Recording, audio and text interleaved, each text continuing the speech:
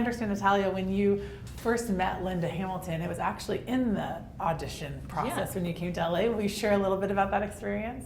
I went to LA to do this callback, and I got to the studio, and this beautiful lady was there, and she was like, "Oh, do you want water? Here's makeup. What do you need?" And I'm like, "Oh, she's so beautiful.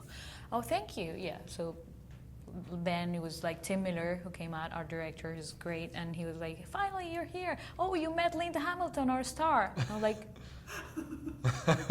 I couldn't believe this. Like, was that Linda Hamilton? Of course, it's been 35 years since, like first Terminator, and I didn't recognize her. And I was like, oh my gosh, like I cannot believe I'm doing a callback with Linda Hamilton.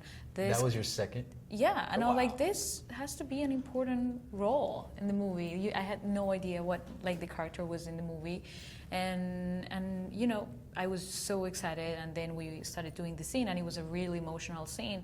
And at the end of, I mean, she was like hugging me, and she was holding my hand, and she was so warm and supportive.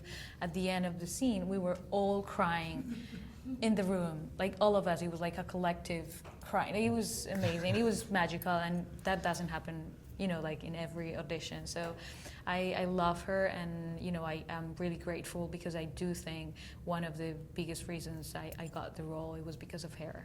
Well, in turn, Arnold Schwarzenegger is the Terminator, but to get to come in and be a Terminator and then also have him still be in the film, kind of what were the conversations that you had with him like? It's funny because he has this group of people that his team, the legendary Billy Lucas, his stuntman, Dieter, his stand-in, Walter, his acting coach, and they've been running together for 30 plus years. So it's fun to just be in that little circle, and to start to get into that mode where we start to take little shots at each other and rib each other, and that's when you know he loves you. He's accepted you, and he's treating you as a friend. And I just to go through the experience and to have him be there to kind of shepherd the whole thing, and eventually, in a lot of ways, kind of did a bit of a torch passing thing, which is I really love, just in the sense of his work ethic and his discipline and his process. So he kind of passed on a lot of those traits and those qualities, and I'm really thankful that